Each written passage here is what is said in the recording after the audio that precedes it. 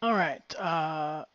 This video, actually, I think we'll be rounding out the rest of the mystery people videos. I'm going to hit, 5 and 6. 5 is really simple. There are mer people, right? No surprise. There are fish people. If there were lizard people, which were the dragons, and they're probably fish people and they're probably bird people. Bird people I don't actually have in this setting. So the idea would be then that they probably exist somewhere in the universe or just exist on some other planet. Um, or it's something that I've never created yet, right? And decided where they are in my setting. There's not a lot of empty space in my setting, though. I'll probably, when I do the nations and stuff like that, I'll probably go over the world map. Um, so, mermen, essentially, right? There. 5. Done. Right? They don't live in shallow water. They live in deep water. And they don't have any actual need to come to the surface. So we don't know that they're there. 6. 6 is one of the ones that I've always wanted a campaign to get to. And of 2 of the secrets that are in the world, this is one of the 2 that I would actually like to craft a campaign to go towards. When people talk about, people especially come from D&D lineage, when they enter the game, or I'm talking to role players out there who come from D&D lineage, maybe they're not actually in my games, whatever, and they're like, drow? I'm like, no stinking drow. Mostly because Drizzt is a really freaking annoying idea. The number of character clones just really sours my taste. Like all the Grognardian geeky nerdy things, Drizzt clones is just really up there for me. So, but they are there. Sort of. They're not underground elves. They're not underground evil spider worshipping elves. So maybe calling them drow is really just a really bad misnomer. I haven't really called them anything. I use DRO as a signifier for them in my design notes in case a player gets a look at it. So I could always end up calling them something else. But they are a tall, slender people who do indeed live underground. They live deeper underground. Like they tunnel deeper than the dwarves do. They tunnel deeper than anybody else does. And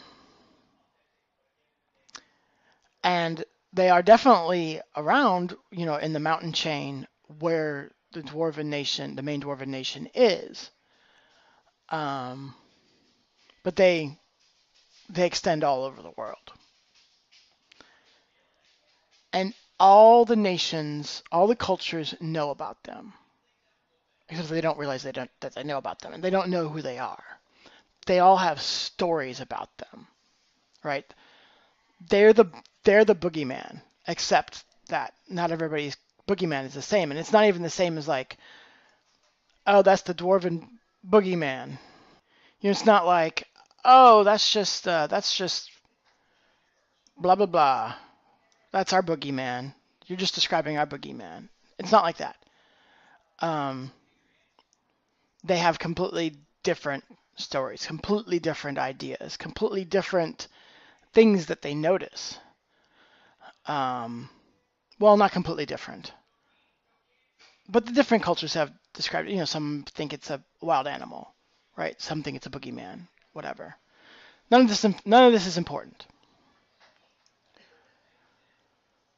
The genesis for my idea for creating this group of people actually was my love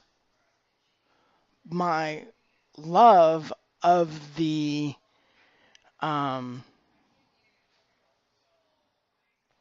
Stargate movie headpiece of Ra's servants. Not Ra specifically himself, because it's just a human, but Ra's servants. Love it. SG-1, Stargate SG-1, it's clunkier. They definitely didn't have the money to put into it, right? But it's essentially the idea that it hides their identity, it makes them fearsome. And I'm thinking, why doesn't it also involve some tech, right? Like you never see that, but it should involve some tech, not just the mechanics to make it move, but actually like targeting systems and whatnot, right? Though they didn't, though these guys don't have targeting systems per se. This is just this is their people practice an arcane magic is what it is.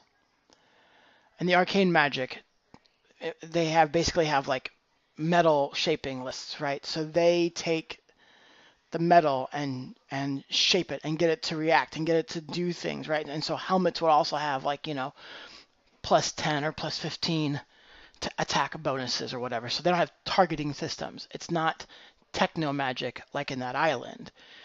It's just like, they fit their warriors well. And basically, warriors and craftsmen is all they have. And you might think, well, how does a culture like that survive? Raiding. That's why every culture knows about them but doesn't realize they know about them. They just simply steal from everyone else. They steal and they murder everyone that they ever find that catches them. They murderize everybody. If there's an evil people in my setting, this is them, right? This is absolutely them. They kill anyone, right? And so they've got, so they're the scenes of where they've gone and stolen supplies and other stuff is just littered with bodies ripped apart by massive claws and have gaping burn holes and things like that as lightning bolts were actually fired really accurately, or fireballs, or frozen and then smashed, or just torn asunder, like I said, by claws. And they leave these signs, right? They leave non-standard warfare signs behind, and thus everyone has come up with a different understanding of what's doing this. Possibly also, I mean, again, this is one of those places where my top-down world development hasn't gotten to these kinds of details. Maybe in different areas they use slightly different things. Maybe in one area they use a lot of lightning bolt stuff, in another area they use the claws, in another area they use the fire. In other areas they use impact magic or acid magic, and they don't people don't know. And they also use the arcane magics to seal up their tunnels. Like the dwarves believe that the planet is alive.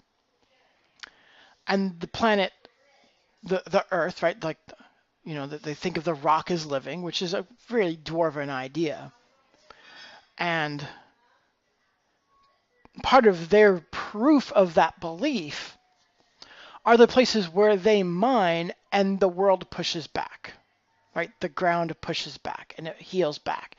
And that's from the dwarven belief is that this is the foundation of the world, saying, no, you may not go past this. It's not that. It's these guys making that tunnel thick, that tunnel wall thicker again, saying, nope, we're behind here. You will not come in here. You've dug too close to us.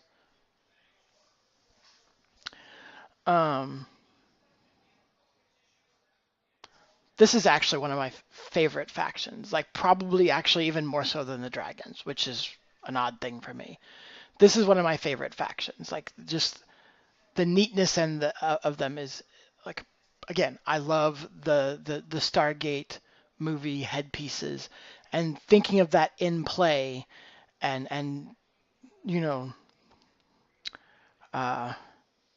narrating out those scenes or narrating out that conflict or the horror that someone will encounter. Um, just kind of excites me, but I've never run that campaign. So, uh, yeah, that's that one. And like I said at the very beginning, mermen, boop, simple, done. They're so deep underground or underwater unless somebody decides to go exploring with crazy water magics out in the middle of the ocean, they're never going to be known.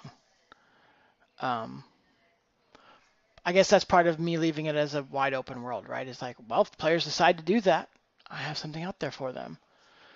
Um, but and this is and then these tall, slender, dark-skinned